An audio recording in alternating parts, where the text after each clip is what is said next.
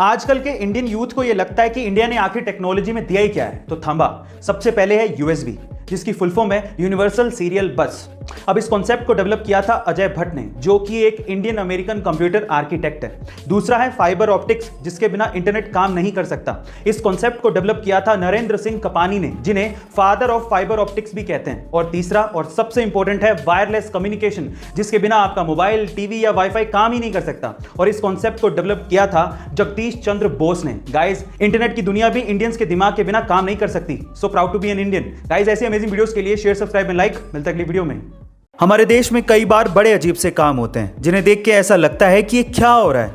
हम लोग कहाँ और किस मेंटेलिटी के साथ जी रहे हैं ये समझ ही नहीं आता। जैसे कि हम भारतीय अपने फ़ोन की स्क्रीन को स्क्रैचेस से बचाने के लिए महंगे से महंगा स्क्रीन गार्ड लगवा लेंगे, लेकिन बाइक चलाते वक्त एक्सीडेंट से हमारे सिर को बचाने वाले हेलमेट पर पैसा खर्च करने से कतराते हैं।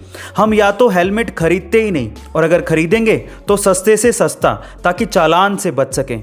ये सच बात है या नहीं, बताइएगा ज़रूर। दूसरा, जितने मैरी कॉम ने इंडिया का नाम रोशन करके पूरी ज़िंदगी में नहीं कमाए होंगे, उससे कहीं ज़्यादा प्रियंका चोपड़ा ने मैरी कॉम का किरदार निभाकर कमा लिए। तभी तो मैं कहता हूँ कि ये क्या हो रहा है। गाइस, आपका इसके बारे में क्या कहना है कमेंट सेक्शन में ज़रूर लिखिएगा। और ऐसे अमेजिंग वीडियोज़ के लिए शेयर, सब्सक्राइब एंड लाइक। मिलता है अगली वीडियो में।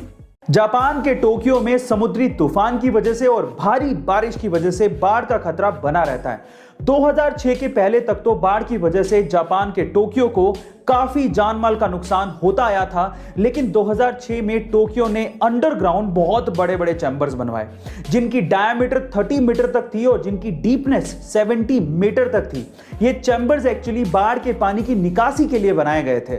और 2006 के बाद से आज तक काफी बार इन चैम्बर्स ने टोक्यो को बाढ़ से बचाया है और बाढ़ से होने वाले नुकसान में 90% तक कमी आई है। गाइस, क्या आपको भी लगता है कि ऐसी मेगा स्ट्रक्चर्स भारत में भी कहीं ना कहीं बनानी चाहिए? कमेंट सेक्शन में जरूर लिखिएगा। और ऐसे अमेजिंग वीडियोस के लिए शेयर, सब्सक्राइब एंड लाइक। मिलता है अगली वीडियो में। बहुत से लोग अपनी जिंदगी में सिर्फ इसलिए सक्सेसफुल नहीं हो पाते क्योंकि उन्हें पता ही नहीं है कि आखिर उन्हें अपनी जिंदगी में करना क्या है। कुछ लोग तो पैशन को ही खोजते रहते हैं और इसी चक्कर में रह जाते हैं और सक्सेसफुल नहीं हो पाते। इस बात पे अमेज़न के मालिक जेफ बेजोस का क्या कहना है पता है? वो ये कहते हैं कि पूरी दुनिया में बहुत से ऐसे लोग हैं जो कि सिर्फ इस वजह से अनसक्सेसफुल रहते हैं क्योंकि वो अपने इंटरेस्ट या पैशन को अपने ऊपर थोपते हैं।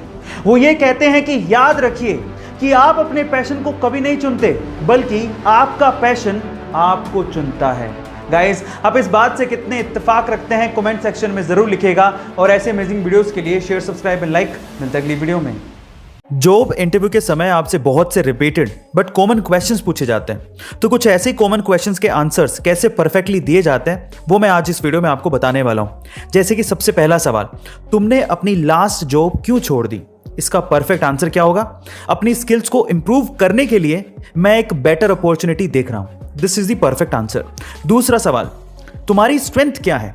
इसका परफेक्ट आंसर क्या होगा? मैं एक क्विक लर्नर हूं और एक ग्रेट टीम प्लेयर हूं। इसका ये परफेक्ट आंसर है।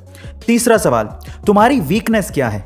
इसका परफेक्ट आंसर क्या होगा? मैं एक समय में एक ही चीज पे कंसंट्रेट कर पाता हूं। ऐसा कह के आपने अपनी कमी भी बता दी, और ये एक ऐसी चीज है जो कि हर एक जॉब के लिए रिक्वायर्ड है।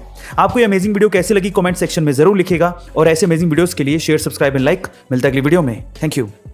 कोलार गोल्ड फील्ड यानी कि केजीएफ, जहां से सोना निकाला जाता है, 1902 में वहां से सोना निकालने के लिए बड़ी बड़ी मशीनें लगाई गई थी जो सिर्फ बिजली से चलती थी। लेकिन प्रॉब्लम यह थी कि 1902 में इंडिया में कहीं भी बिजली का उत्पादन होता ही नहीं था। तब पहली बार इंडिया में हाइड्रो पावर प्लांट लगाया गया था, जिसका नाम था कावेरी इलेक्ट्रिक पावर प्लांट। यह बात इसलिए भी बड़ी थी कि तब 1902 में सिर्फ जापान के टोक्यो में ही बिजली पैदा हुआ करती थी। गाइस, केजीएफ को सप्लाई करने के लिए जो पावर प्लांट लगाया गया था, उससे बिजली इतनी ज्यादा पैदा हुई कि आसपास के शहरों में भी बिजली सप्लाई की गई। तब बेंगलोर इंडिया का पहला ऐसा सिटी बना जहां पर बिजली पहुंची थी।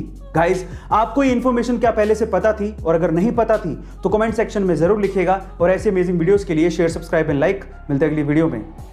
महिलाओं को सजने संवरने और सुंदर दिखने का बड़ा शौक होता है और इसके लिए वो खूब पैसा खर्च करती हैं। और इसी कॉस्मेटिक इंडस्ट्री में एक कंपनी बड़ी फेमस है जिसका नाम है लैक्मे। पर मेरा सवाल यह है कि लैक्मे का नाम आखिर लैक्मे कैसे पड़ा? क्या आप जानते हैं? चलिए मैं आपको बताता हूं। देखिए, महिलाओं के सजने संवरने का ट्रेंड 1950 से ही शुरू हो गया था और इस ट्रेंड को भांप लिया था जमशेदजी टाटा ने, और इसके लिए वो एक कंपनी शुरू करना चाहते थे। हमारे इंडियन ट्रेडिशन में सुंदरता का पर्याय माना जाता है गॉडेस लक्ष्मी को, और लक्ष्मी को फ्रेंच में बोला जाता है लैक्मे, और इसी वजह से 1952 में जमशेदजी टाटा ने लैक्मे नाम से इस कंपनी को शुरू किया, जिसे 1996 में हिंदुस्तान यूनिलीवर ने 200 करोड़ रुपए में खरीदा था। इस तरह से लैक्मे कंपनी का नाम लैक्मे पड़ा और उसकी वजह है गॉडेस लक्ष्मी। गाइस, क्या इससे पहले इंटरेस्टिंग फैक्ट आपको पता था? और अगर नहीं पता था तो कमेंट सेक्शन में जरूर लिखेगा, और ऐसे अमेजिंग वीडियोस के लिए शेयर, सब्सक्राइब एंड लाइक। मिलता है अगली वीडियो में।